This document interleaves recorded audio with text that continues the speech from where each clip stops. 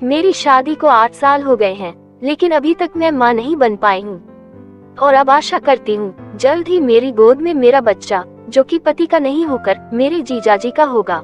ऐसा लाखों में ही एक पति होता होगा जो अपनी बीवी को किसी और से संबंध बनाने को बोलता होगा।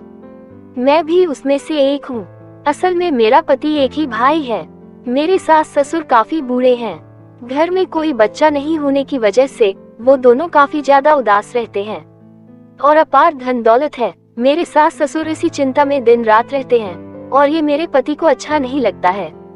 हम दोनों ने काफी इलाज कराया है पर कुछ नहीं हुआ, क्योंकि कमी मेरे पति में है। पति का शुक्राणु नील है, इसलिए मैं माँ नहीं बन पा रही हूँ। तो और कोई उपाय नहीं था सिवाय किसी और के वीर्य द्वारा माँ बनने के। एक दिन मेरे पति ने ही मुझे सुझाया कि अगर हम दोनों माँ बाप का सुख लेना चाहते हैं तो एक ही आदमी ये सुख दे सकता है। तुम्हारे जीजा जी और मेरे साड़ू जी, मुझे भी लगा ये हो सकता है, क्योंकि मैं पहले से ही अपने जीजा जी को चाहती थी। यहाँ तक कि शादी के पहले 1-2 बार मैं उनसे संबंध भी बना चुकी हूँ। वो भी मुझे बहुत प्यार करते हैं। ये बात मेरे पति को भी पता है। तो मेरे पति ने ही कहा, देख अभी तेरे जीजा जी नोएडा में रहते हैं और तुम्हारी बहन 1 साल के लिए बंगलौर गई है ट्रेनिंग के लिए, तो वो अकेले हैं, तुम इसका फायदा उठा सकती हो। पर ऐसे कोई कैसे चला जाए? तो हम दोनों ने एक बहाना बनाया कि 1 साल का कोचिंग लेना चाह रही हूँ और इसके लिए नोएडा में रहना होगा। पति ने वहाँ के एक नर्सिंग कॉलेज में एडमिशन करवा दिया और फिर हम दोनों ने जीजाजी के यहाँ जाकर उनको बोले कि 1 साल का कोर्स है और मुझे एक फ्लैट किराए पर दिलवा दो। उस दिन शनिवार था तो दीदी आई हुई थी 2 दिन के लिए। जैसे ही हम दोनों किराए के फ्लैट के लिए बोले तो तुरंत ही वो दोनों बोल दिए, फ्लैट की क्या जरूरत है, ज्योति को दिक्कत नहीं हो तो यहीं रह जाए। दीदी बोली कि ज्योति तुम यहीं क्यों नहीं रह जाती हो, वैसे भी मैं अभी बेंगलोर में हूँ और तुम्हारे जीजा जी को भी खाने पीने में काफी दिक्कत हो रही है। बाहर का खाना खाते हैं तो उनकी तबीयत भी ठीक नहीं रहती है, इसलिए तुम बेहिचक रह सकती हो। मन ही मन हम दोनों ही खुश हो गए, यही तो चाहते थे। तीसरे दिन दीदी और मेरे पति अपने घर को निकल पड़े और रह गए मैं और जीजा जी। मैं दिन भर ख्वाब में थी कि आज रात कुछ होगा, लेकिन कुछ नहीं हुआ और सुबह हो गया। मुझे लग रहा था कि दिन में आज हम दोनों एक दूसरे को चूम सकते हैं, पर जीजा जी ने ऐसा नहीं किया। वो अपने काम में ही लगे रहे कंप्यूटर पर। मैं कई बार उनके इर्द गिर्द गई, फिर भी मुझे कुछ नहीं किया। मुझे लगा कि मैं कैसे इजहार करूं। दिन बीत गया, शाम हो गई।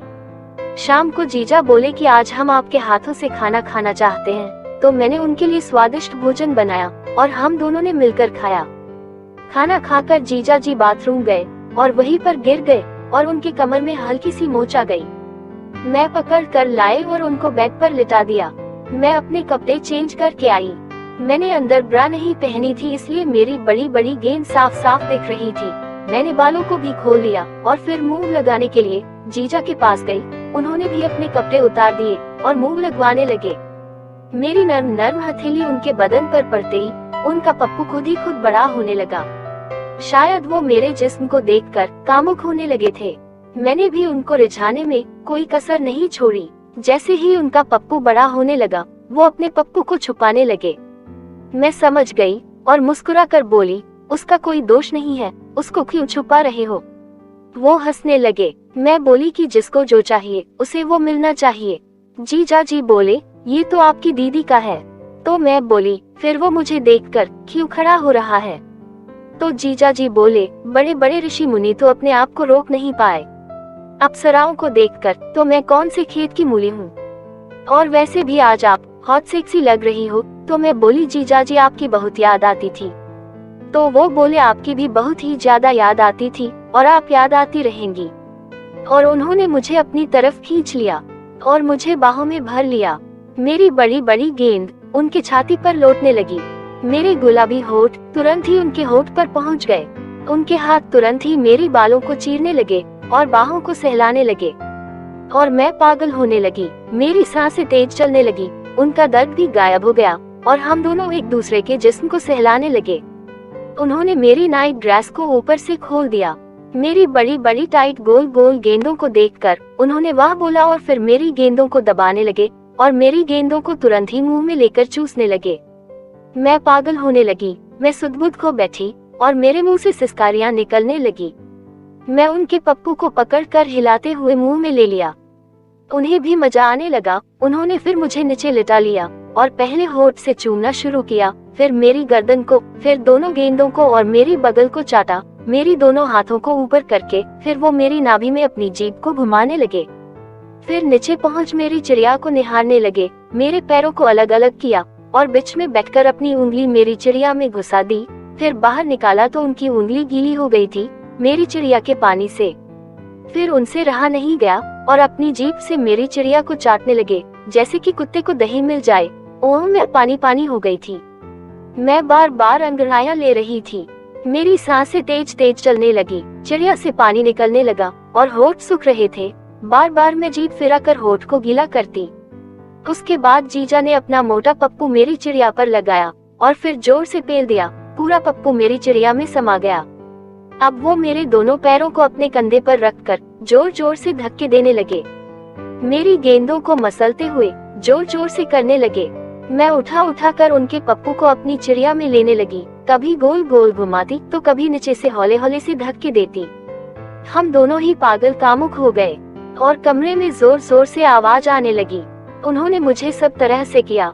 फिर मैं उनके ऊपर चढ़ गई और फिर पप्पू को चिड़िया में ले लिया और फिर जोर जोर से उछल उछल कर करने लगी। फिर मैं तुरंत ही लेट गई, क्योंकि मुझे पता था जीजा जी अब झड़ने वाले थे और मुझे उनका माल अपनी चिड़िया के अंदर लेना जरूरी था, तभी मैं माँ बन पाऊंगी। जीजा जी जोर जोर से धक्के देते हुए अपना पूरा माल मेरी चिड़िया के अंदर डाल दिया और हम दोनों ऐसे ही सो गए। उस रात को उन्होंने मुझे 2 बार किया। फिर क्या था दोस्तों, 3 महीने से संबंध बना रही हूँ, बीवी की तरह रहती हूँ और पिछले महीने में मेरा माहवारी आने वाला था, अभी तक नहीं आया। इसका मतलब ये भी है कि मैं माँ बनने वाली हूँ। अपने पति को जल्दी खुशखबरी सुनाऊंगी।